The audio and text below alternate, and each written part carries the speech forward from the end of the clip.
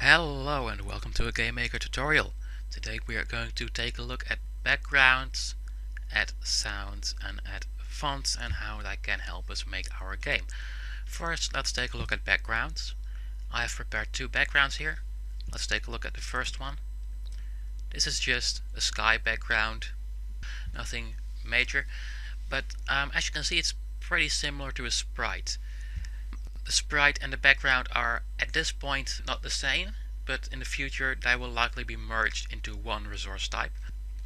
But for now, the real difference is that backgrounds cannot be animated and sprites can be assigned to objects, whereas backgrounds cannot be.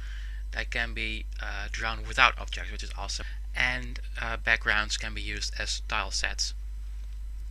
But first we're going to take a look at this screen over here. You see a few options here, such as the width and the height. That's basically just the size of the background. You can use it as a tile set, which we're going to get to in a little bit. We have here the texture settings, tile horizontal, tile vertical. You usually don't really need to bother with these. It only gets important if you want to tile your background, because this has to do with the way it's stored in memory. So if I remove this, that means that if I try to tile it, it'll look a little bit funky. Generally, it's okay to keep this on. That doesn't really do a whole lot. So let's see how we can use a background, because since we can't assign it to object, there must be another way in which we can use it. And here in the room editor, we have the background tab here. You can select a background right over here, but first we're going to take a look at these options here. We can select a background color. In case you don't have a background and you want a solid color, you can select which color you want over here.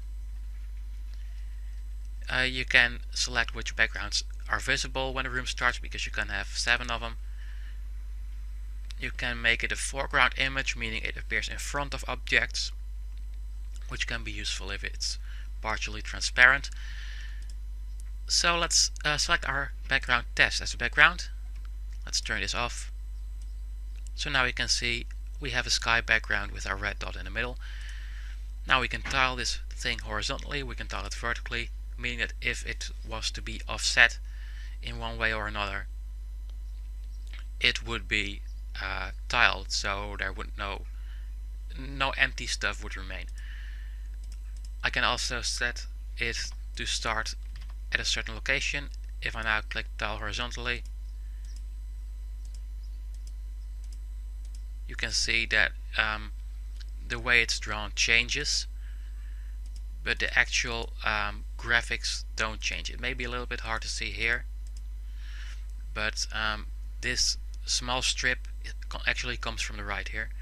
Similarly with tiling it vertically, I can also stretch it, meaning that if it's smaller than the room size, it'll get stretched to the room size. Now there are a few other settings down here, such as horizontal speed and vertical speed. Now let's do something over here. Let's put this to 4, because this basically is one of the few settings that allows for behavior outside of objects. Let's see what that looks like. As you can see, our background moves to the right because we set our horizontal speed larger than 0. Of course, we want to tile it horizontally, because if we do that, we won't just be left with an empty space. This thing now moves. It's a bit hard to see since it's all similarly colored, but it does. You can test it out for yourself. But for now we're going to remove that. We're going to just use this background as it is. And then we're going to take a look at the other background I have prepared here. This is a tile set. I have 4 tiles, a green one, a yellow one, a blue one and a red one. And this is all on the same image. But I want to be able to use them separately since they're tiles. Maybe I want the green one somewhere to the bottom right instead of on the top left. So what I can do is I click use as tile set, and I set these values here. This is a tile width, tile height. This the height in pixels of every individual tile. If I set this lower, you can see that it makes more tiles here. If I set it higher, it makes them larger. The offset is where it starts. So if I put this to say 16, you'll see that it only starts recognizing tiles here. Very important if you have the tiles spread apart a little bit. If you want to have a distance between them, you can do that over here. And that's between every tile here is now a 16 pixel difference. Of course, this is not very large, so we don't see it continuing on, but alright. So this is basically set up for us to use it already. So let's take a look at what it looks like. Now, we can't really do anything here in the background tab with tiles, but fortunately we have a tiles view over here, a tiles tab, and we can click background tiles. There's a layer thing here that means which layer it's drawn at. The larger it is, the more to the background it is. So basically we can place this wherever we want. We can select another tile and we can make our play field nice and colorful. Now I'm going to show you how layers work. Let's make this minus that, and let's now put this here. As you can see, it now goes over that, but we don't really want that, so we delete that layer and all the tiles on it are removed as well. Let's see what this looks like in game. As you can see, the tiles are displayed perfectly. It's a bit of a mess right now, so I'm going to remove it. And that's done for now with the backgrounds. Now we're going to take a look at sounds. I'm going to create a sound. We're going to name it sound test. And we are going to load this thing I've prepared, the sound. And basically it's just a small sound effect. In fact, we can play it right over here. We can adjust the volume.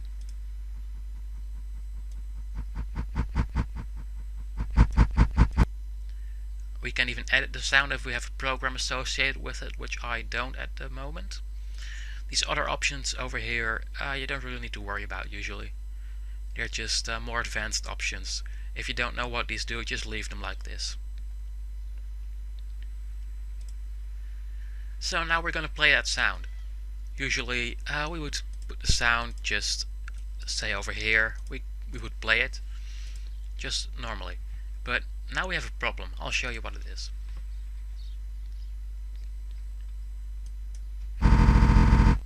Yep, it continues to play. We don't want it to continue to play. We want it to play only once whenever you press the key, because if we don't, it'll just keep on playing every step. That's not good. Especially with longer or louder sounds, that's just going to get a problem. So what we're going to do instead is we're going to go to key press. And we could do both of these separately, but instead of that we're going to just choose any key. So basically anytime we press a key, this sound is played.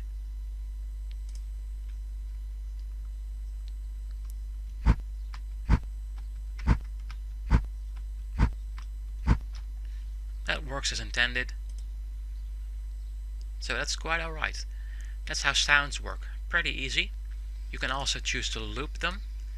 But if you do that, you need to stop them later, because if you don't, they'll just keep on looping forever.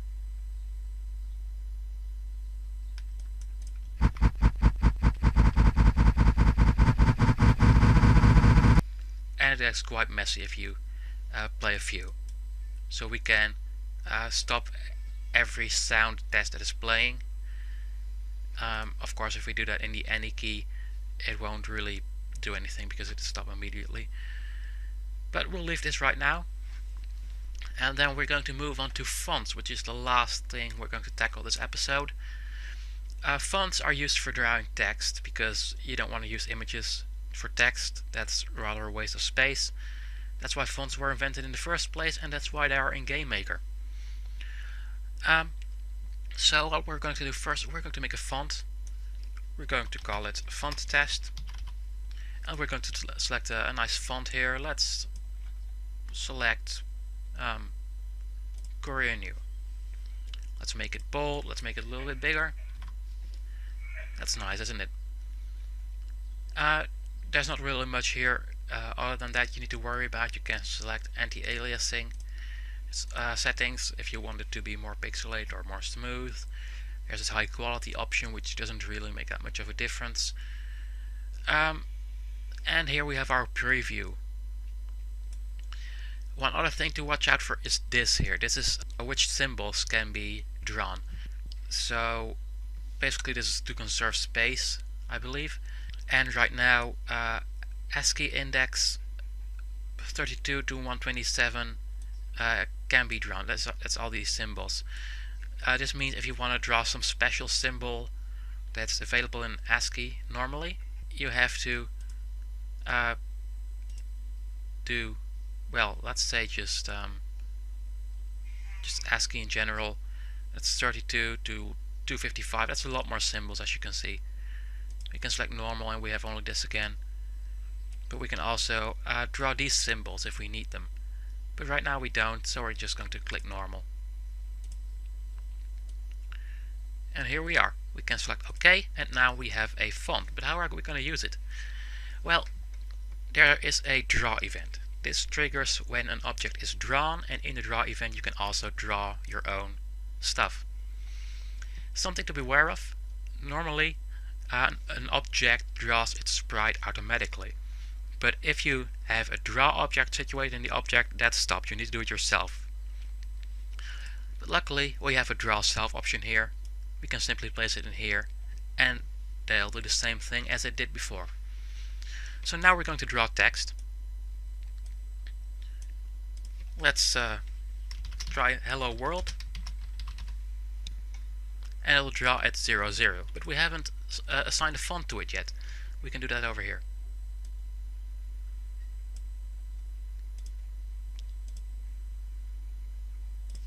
So we have now set our font over here. Font test aligned to the left, and hello world drawn at 0, 0. Not relatively. We could do that and then it's drawn on top of the sprite, but to the top left of the room sounds about right.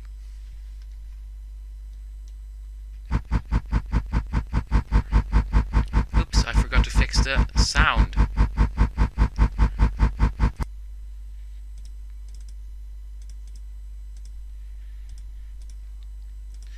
Let's try that again.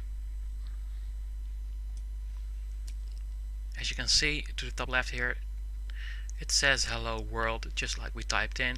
It says it in the font that we created over here. That's all good. But of course you don't really always want to just put static text somewhere.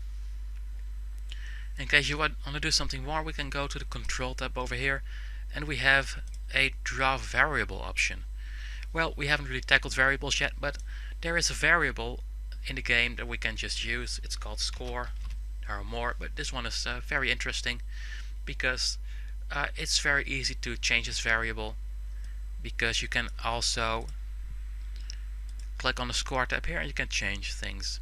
We can even just draw the score. But for now we can just click draw variable. We enter score here and we're going to put it somewhere.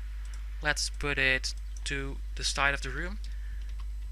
That's stored in room width, so we can put it there. And what we're going to find now is that it's drawn off screen because it's left aligned. We want to set the font again and align it to the right. And if we now play it, to the right we have a 0. And that's basically how fonts work. You want to select the font, you want to select whether it's right or left or center aligned, and you can have as many fonts as you like, really. There's no limit. But for now I've tackled all I want to do in this episode.